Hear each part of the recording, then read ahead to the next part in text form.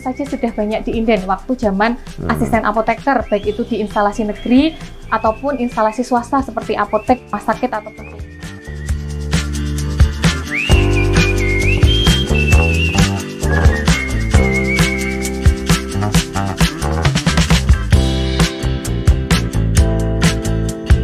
kelas itu diampu oleh sekitar 4 atau 5 pamong, sehingga anak-anak bisa dipotret betul bagaimana untuk komunikasi dan juga praktikumnya.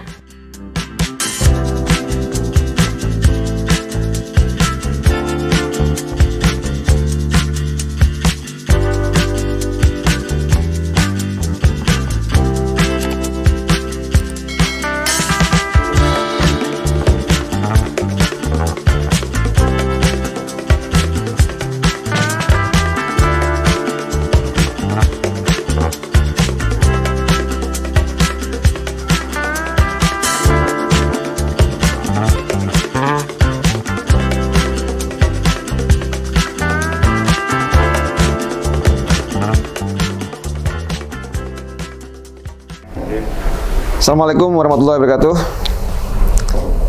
Bahagia sekali pagi ini kita di SMK Farmasi Indonesia, salah satu SMK subspesialis yang mengembangkan bidang farmasi dan kebetulan juga mengembangkan kimia industri. Ada Ibu Ratih yang hari ini menemani kita. Beliaunya adalah Kepala SMK Farmasi. Bu Ratih, selamat pagi. Assalamualaikum warahmatullahi wabarakatuh. Waalaikumsalam warahmatullahi wabarakatuh. Selamat datang di SMK Indonesia, Bapak Aris. Ya, Bu Ratih, ini SMK yang luar biasa kan ya, tidak banyak mengembangkan kompetensi keahlian farmasi. Dan SMK ini dulu berkembang dari SAA ya? Betul, dulu namanya adalah Sekolah Asisten Apoteker. Kemudian menjadi Sekolah Menengah Farmasi. Pada tahun 2009 kita alih bina dari Dinas Kesehatan ke Dinas Pendidikan. Akhirnya menjadi SMK Indonesia Yogyakarta dengan kompetensi keahlian farmasi klinis dan komunitas. Sejak tahun 2009. Betul. Nah, pembinaannya seperti apa, Bu? Untuk dari Dinas Kesehatan, bedanya ketika alih bina ke Dinas Pendidikan, kalau dulu di Dinas Kesehatan itu lebih ke outputnya. Jadi bagaimana menyiapkan SDM yang handal, kompeten, karena zaman dulu lulusan kita itu belum lulus saja sudah banyak diinden waktu zaman asisten apoteker, baik itu di instalasi negeri ataupun instalasi swasta seperti apotek, rumah sakit ataupun klinik. Kemudian kalau alih bina ke Dinas Pendidikan itu kami lebih baik lagi dari hal yang pertama adalah support dana. Karena di Dinas Kesehatan itu kan tidak ada semacam posda.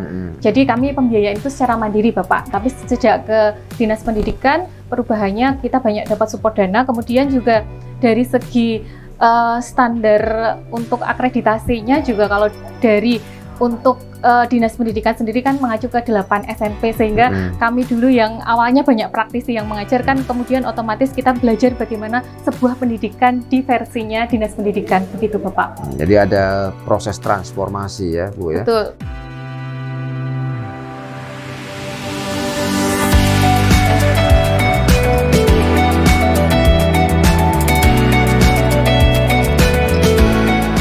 Nah, ini kalau kita lihat dari tahun berapa, Bu, berkembangnya? SAA itu berdirinya sejak 1965, Bapak.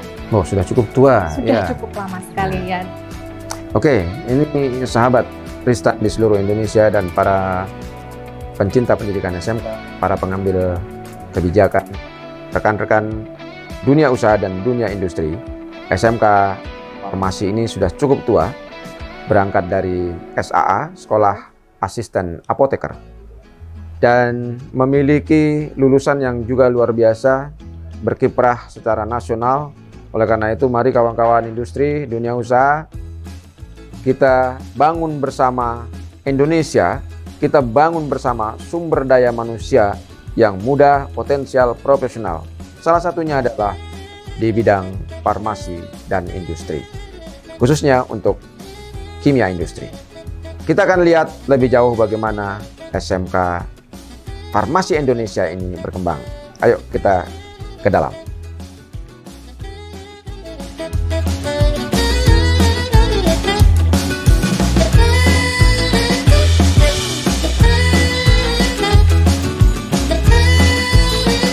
Bu Ratih, bagaimana konsep pengembangan SMK Farmasi ini? Oke, baik.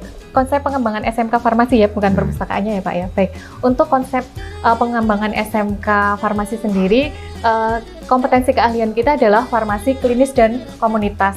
Nah, namanya klinis dan komunitas itu orientasinya adalah kepada pelayanan. Nah, sehingga yang dibutuhkan oleh Dudi saat ini, Dudi pasangan kita adalah Kimia Farma, PT Kimia Farma. Dari sana, anak-anak PKL-nya juga di Kimia Farma.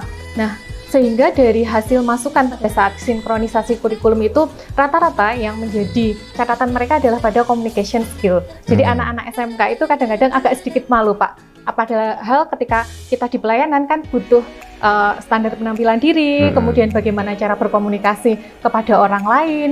Nah, itu menjadi catatan kami dan kita perbaiki dengan prakteknya itu adalah praktek simulasi apotek.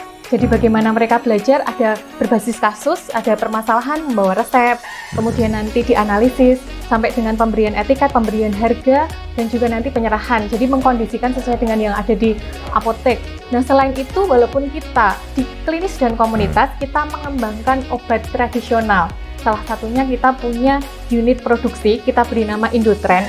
Nah, saat ini mungkin banyak produk tradisional di sejenis minuman herbal instan, namun kami sudah mengurus izin untuk perusahaan industri rumah tangga atau izin PIRT-nya, sehingga tentunya proses itu dulu kita dapat juga tidak mudah, harus ada guru yang punya sertifikat keamanan pangan, kemudian kita disupervisi dari airnya, kualitas airnya, kemudian bagaimana peralatan untuk produksinya, ada beberapa masukan yang nggak harus sekali bisa langsung turun izinnya, kita perbaiki, baru nanti kita bisa produk-produk itu bisa mendapatkan PIRT.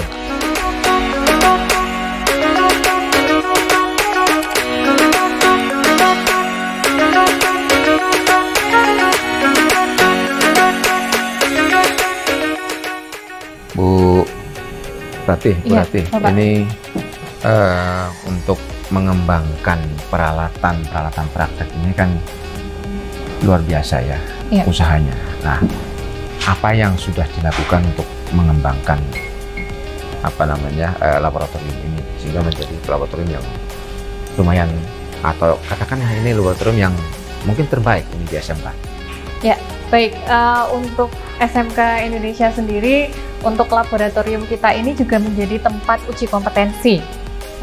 Jadi TUK sewaktu, karena kita ujiannya dengan Lembaga Sertifikasi Profesi Komunitas Farmasi Indonesia atau LSP KFI, dan anak-anaknya sudah bersertifikat dari BNSP ketika mereka lulus, juga mendapatkan sertifikat dari Asosiasi Profesi, yaitu Asosiasi Pendidikan Menengah Farmasi Indonesia.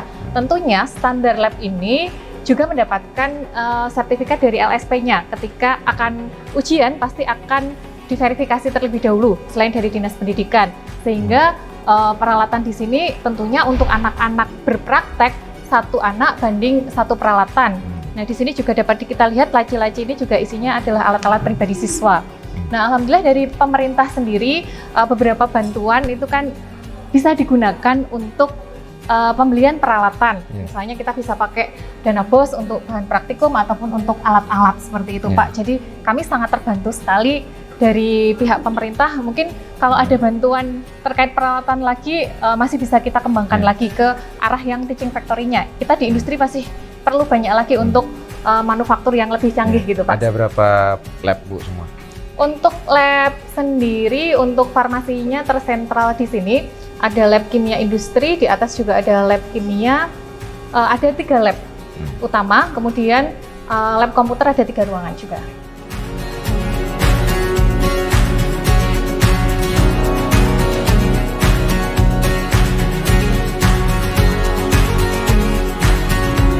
Baik, jadi untuk lab simulasi apotek sendiri digunakan untuk kegiatan pembelajaran baik kelas 11 dan kelas 12.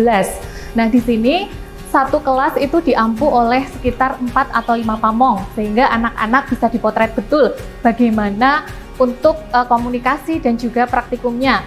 Nah, di sini pamong atau guru praktek itu akan berperan sebagai pasien begitu, kemudian anak-anak akan berperan sebagai asisten tenaga kefarmasian.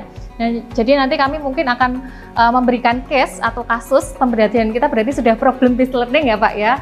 Nah, sehingga kami misalnya saya butuh obat untuk batuk, ada demamnya, nanti anak-anak akan menanyakan alamat pasien, umurnya berapa, keluhannya apa, kemudian memberikan alternatif obat dari yang ada di sini. Kemudian ada daftar harga obatnya juga, kemudian nanti kalau racikan juga diracik.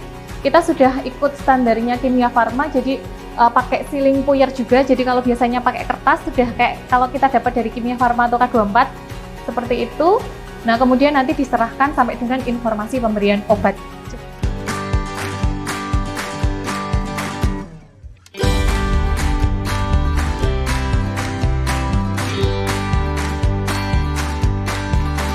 Kalau kerjasama dengan apotek di Yogyakarta ini sudah berapa apotek yang kerjasama sama SMK Farmasi? Oke, baik.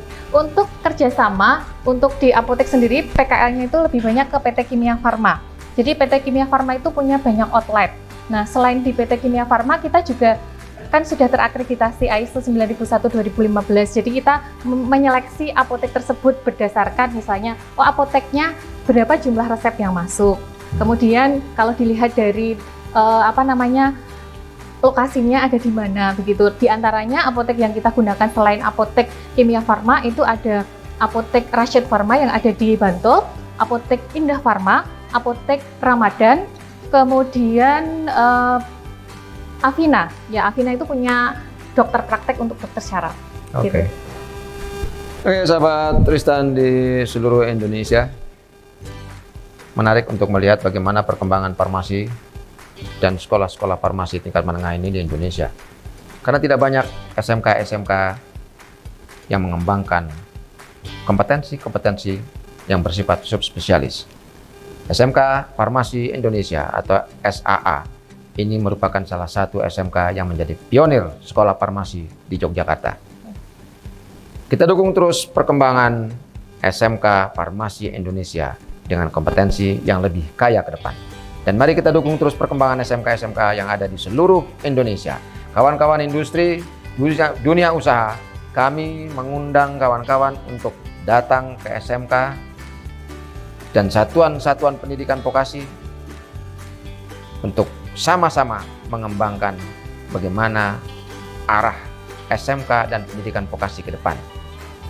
Jangan lupa untuk tetap bisa mengakses video-video kami terkait dengan SMK dan pembangunan SDM di SMK-SMK yang ada di seluruh Indonesia. Subscribe, komen, like, and share. Terima kasih. Wassalamualaikum warahmatullahi wabarakatuh.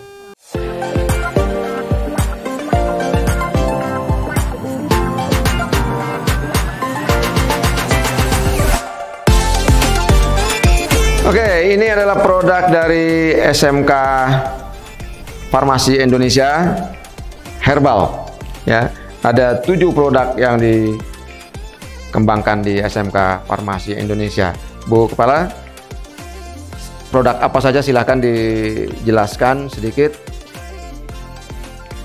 Untuk produk dari SMK Indonesia sendiri meliputi 7 macam, karena kalau orang Jawa itu yang namanya 7 itu berkelipatan selalu bawa keberuntungan. Amin. Kemudian di antaranya adalah Jamulawak, itu adalah minuman untuk isinya adalah temulawak. Temulawak dipercaya juga untuk menjaga kesehatan, meningkatkan imunitas, stamina tubuh, sama untuk melindungi hati juga. Kemudian ada jahe serai, itu wedang anget-anget ketika pada masa pandemi ini mengatasi sakit tenggorokan juga. Kemudian ada wedang secang, itu juga kita ada secangnya, kemudian ada jahenya juga untuk minuman kesehatan. Kemudian ada minuman keraton, kemudian ada kunir putih, kunir mangga juga. Itu adalah biasanya ada dokter yang pesan menggunakan produk kami itu untuk khasiat-khasiatnya juga untuk tambahan darah. Oke, dapatkan produk-produk herbal dari SMK Farmasi bisa di toko-toko terdekat atau di farmasi atau di apotek atau di sekolah ya. Terima kasih kawan-kawan. Mari kita support terus perkembangan SMK Farmasi Indonesia. Terima kasih. Assalamualaikum warahmatullahi wabarakatuh.